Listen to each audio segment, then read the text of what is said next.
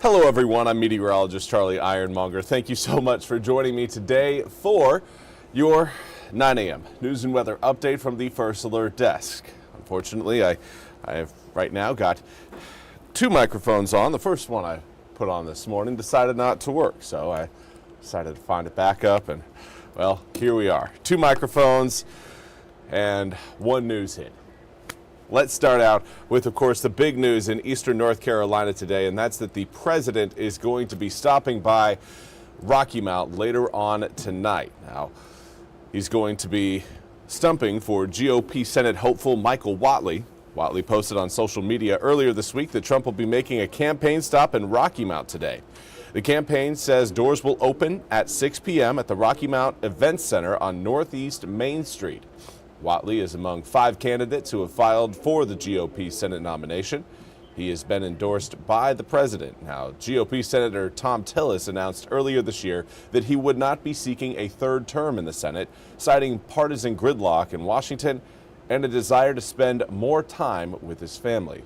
Former Governor Roy Cooper is expected to be the front-runner for the Democratic nomination, while candidate filing ends at noon today.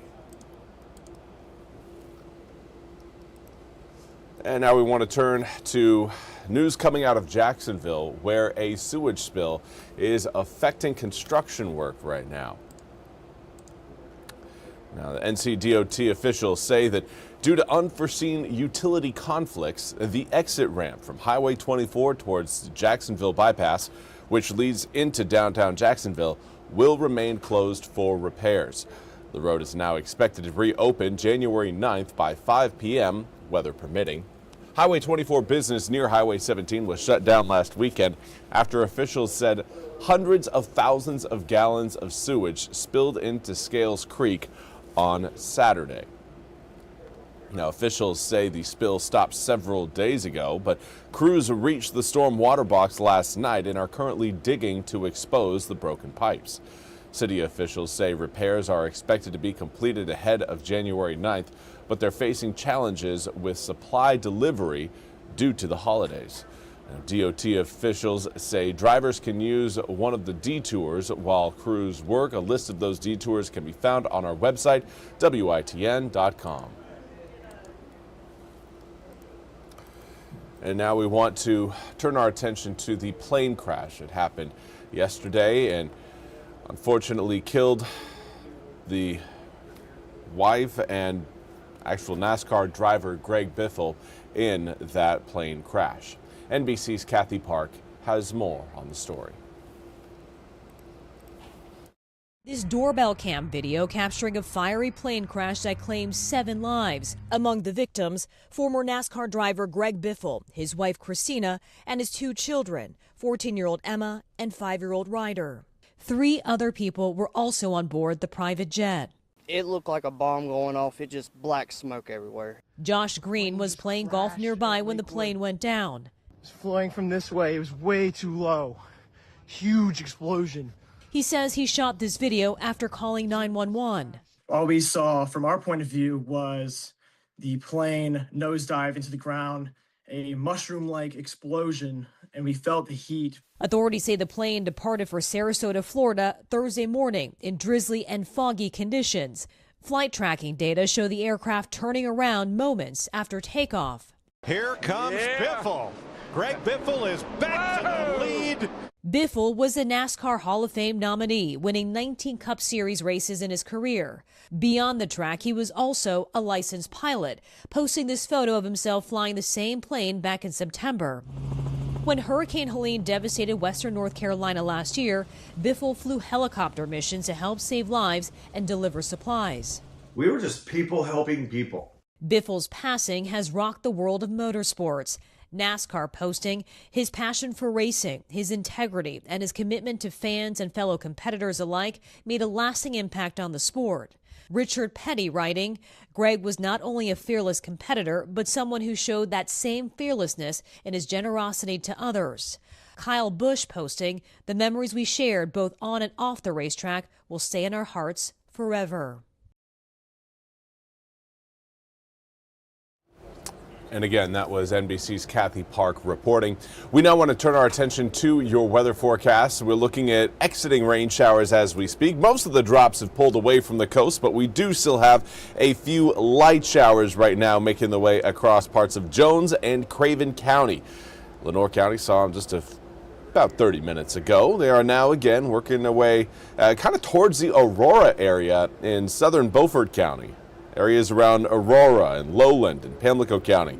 You guys have just a little bit of some spot showers heading your direction. Certainly not going to be as heavy as what we had last night. Rain showers for the rest of today going to be minimal and fairly spread apart. We're looking at a very small chance of, again, a few isolated showers out there as we make our way towards lunchtime.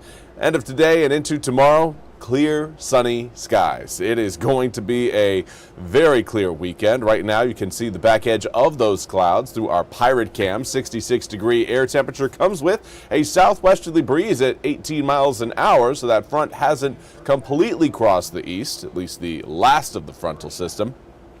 We'll know that happens when those winds turn west and northwesterly coming up this afternoon. Do want to say good morning to Esmeralda. Thank you so much for tuning in from Chinquapin. Hopefully Duplin County is enjoying just as much sunshine as what we have here at the studio. But regardless, everyone right now enjoying, well, almost everyone. Those of you in Roanoke Rapids probably raising your hand saying, Charlie, we're still at 59. But the rest of eastern North Carolina currently in the 60s already.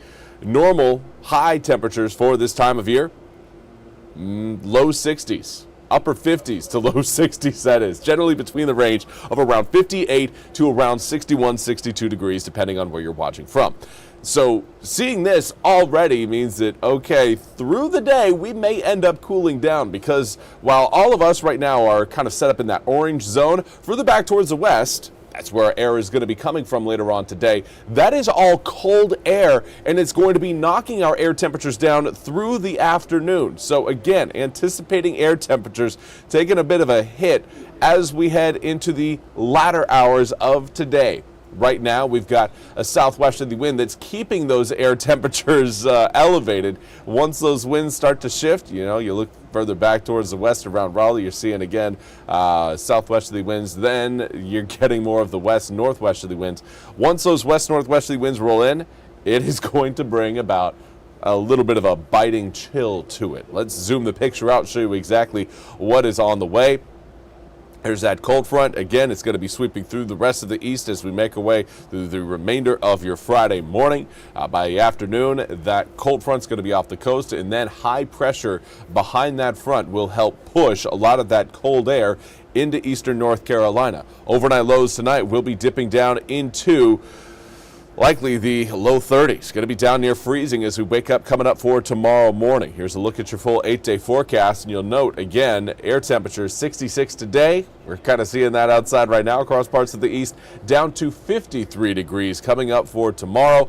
Yeah, air temperatures bounce back into the low 60s for Sunday, but we'll take another temperature hit from Sunday into Monday as another dry front rolls in. 47 degrees for your high on Monday, and then we warm up. It is going to be basically a work week defined by the warming air temperatures, at least in the weather center. 47 degrees on Monday, 56 on Tuesday, 62 on Christmas Eve, 66 Christmas Day, 70 degrees coming up on Friday, the day after Christmas. So overall, if we're not going to get snow, give me sunshine and give me either the 60s or the 70s, and it looks like we've got pretty much the perfect non-snow forecast coming up for Christmas. Do want to say again, good morning to Bernice Davis. Thank you so much for joining us again.